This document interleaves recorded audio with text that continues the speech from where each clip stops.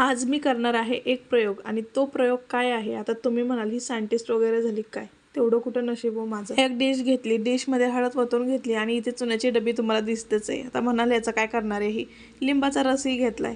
आता तुम्ही म्हणाल हे सगळं कशाला घेतलं ही ना, तर सांगूनच टाकते। बनवायचं आहे हळदीचं कुंकू। तर डिशमध्ये हळद वतून घेतली, लागेल तसा लिंबाचा रस आणि लागेल तसं तुम्ही रोज वॉटर घेऊ शकता। मी इथे साधं पाणी घेतलेलं आहे आणि चुना, हा जो चुना आहे तुम्ही यात टाकून घेतला तर तुम्ही घेत असाल तर एकत्र चुना, रोज वॉटर किंवा जे काही पाणी असेल तर ते तुम्ही मिक्स करू शकता। लिंबूसुद्धा त्यामध्ये ॲड करून मिक्स करू शकता। तर मी ते सगळं वेगवेगळं घेऊन इथे डायरेक्ट हळदीमध्ये मिक्स केलेलं आहे। कलर चेंज होताना दिसतोय म्हणजे लाल रंग झाला आहे आणि इथे बनलं आहे आपलं छान असं हळदीचं कुंकू।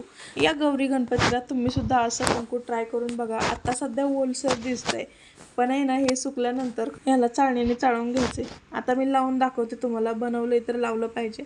तर बघा मस्त दिसतंय आणि एकदम लाल रंग आलाय। हेच झालं हळदीचं कुंकू घरच्या घरी विदाऊट केमिकल फ्री तयार आहे। संपूर्ण व्हिडिओ, लॉंग व्हिडिओ आपल्या चॅनेलवरती आहे, जाऊन एकदा नक्की चेकआउट करा।